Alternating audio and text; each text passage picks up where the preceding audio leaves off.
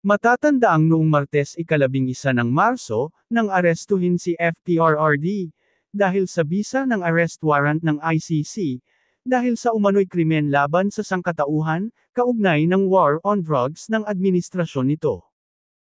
Pinatutsadahan ni dating Chief Presidential Legal Counsel Attorney Salvador Panelo si Senador Amy Marcos, matapos nitong sabihing hindi siya makakadalo sa campaign rally ng senatorial slate ng administrasyon ng kapatid niyang si Pangulong Bongbong Marcos, dahil hindi niya matanggap ang nangyari kay dating Pangulong Rodrigo Duterte.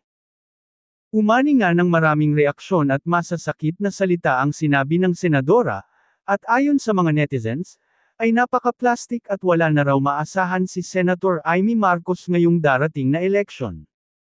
Sabi ng mga netizens, ay tila namamangka raw sa dalawang ilog ang senadora.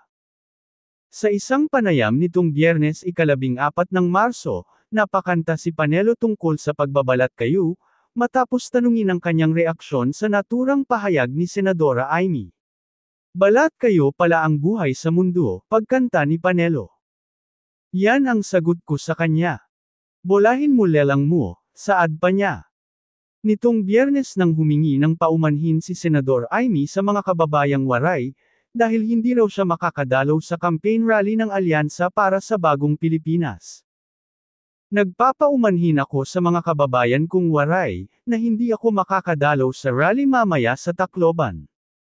Hindi ko matanggap ang ginawa kay FPRRD, saad ng senadora. Kung matatandaan sa isang interview, sinabi rin ni Senador Amy Marcos, na ayaw raw niya ng gulo. Ani ng senadora, sa dinami-dami ng problema natin, sa hirap na dinaranas ng mamamayang Pilipino, mataas na presyo ng bigas, kawalan ng trabaho, kulang na sweldo, sa kakulangan ng tulong sa mga magsasakaw, impeachment ba ang solusyon? Nakakahiya.